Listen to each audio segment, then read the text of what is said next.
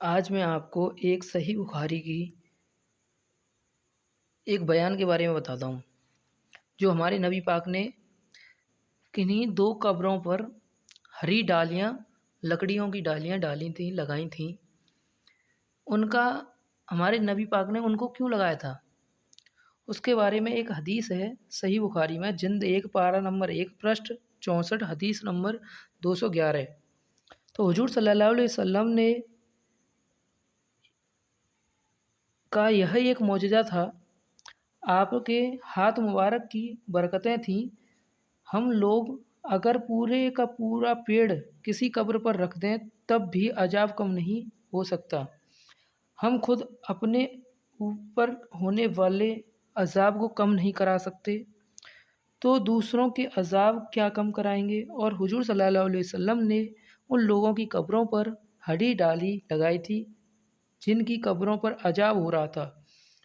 اب آپ اگر اس حدیث سے پھول چڑھانے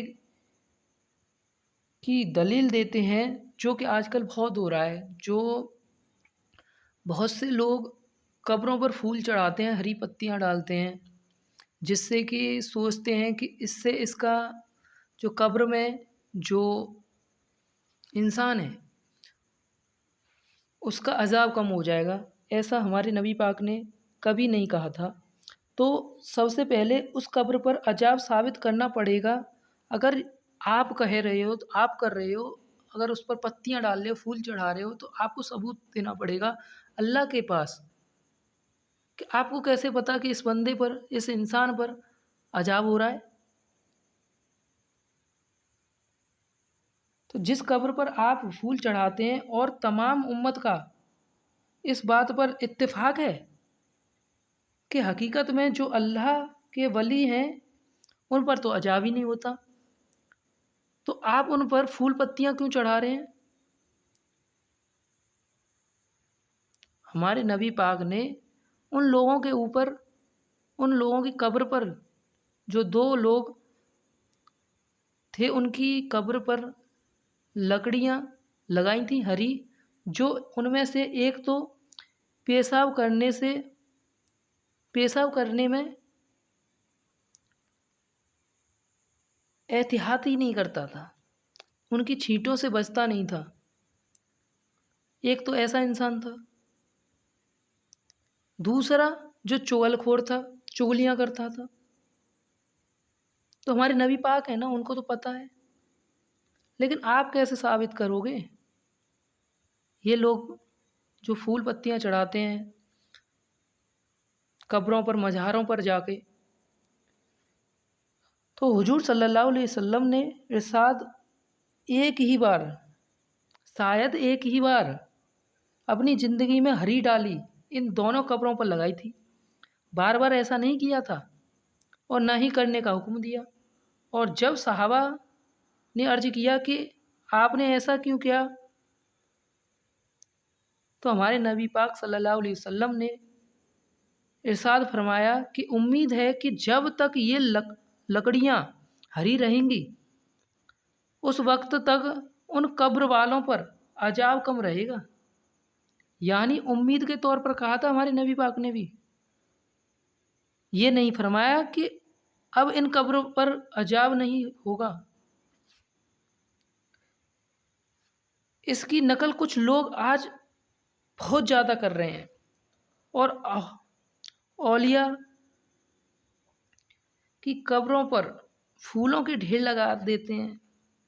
ان میں سے زیادہ تر لوگوں کی نیت یہ ہوتی ہے کہ 3 جمعرات یا 5 جمعرات یا 7 جمعراتوں کے ولیوں کی قبر پر پھول چڑھانے اور فاتحہ پڑھنے سے مشکل حل ہو جاتی ہے، مطلب آپ ان کے اوپر چڑھاؤ گے تو آپ کی مشکل حل ہو جائے گی۔ اس نیت سے اولیاء کرام رحمۃ اللہ علیہم کے مزاروں پر جانا کفر ہے، بہت بڑا شرک ہے۔ اور اگر یہ نیت نہیں ہے تو اولیاء کرام رحمۃ اللہ علیہم کی قبر میں عذاب تو ہوتا نہیں ہے، پھر پھول چڑھانے کا کیا مطلب ہے یار؟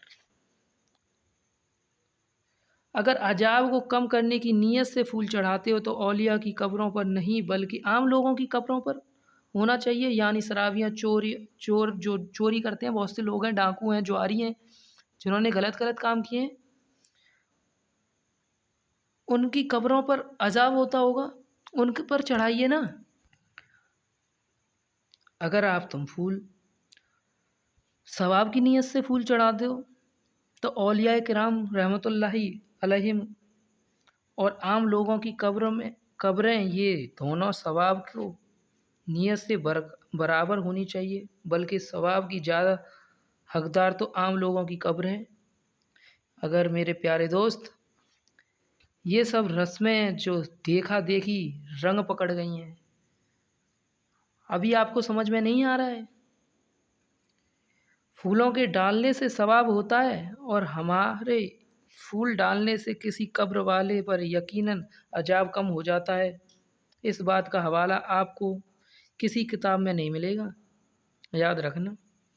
اور پھول ڈالنے والے اکثر لوگ ایسے ہوتے ہیں کہ نماز، روزہ اور سنتیں رسول اللہ صلی اللہ علیہ وسلم پر عمل کرنے سے بھی کورے ہوتے ہیں، مطلب بالکل نہ نماز پڑھنا جانتے ہیں، نہ کسی چیز کو جانتے ہیں۔ ان پر کیا فرق ہے؟ وہ ایسے ہی لوگ ہوتے ہیں جن کے سر پر خود ہی خدا کا عذاب مسلط ہے۔ آپ کسی مزار پر جمعرات کو فاتحہ پڑھنے کے لیے جاؤ تو میری اس بات کی ضرور تحقیق کر لیں، جتنی مخلوق مزار پر آتی ہے اس میں سے آپ کو 100 میں سے 99 نمازی ملیں گے،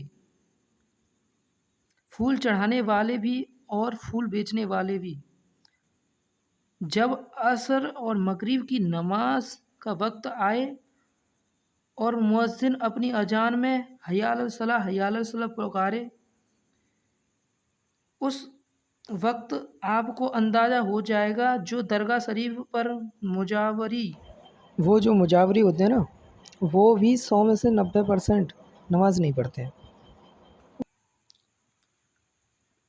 خدا کا حکم ہوتا ہے اور مجاور صاحب کی کمائی کا وقت ہوتا ہے، اور ہفتے میں وہ ایک بار ہی آتا ہے، تو اس کو چھوڑ کر وہ ہرگز نماز پڑھنے نہیں جائیں گے، بلکہ کچھ مجاور صاحبان تو نماز پڑھتے ہی نہیں ہیں۔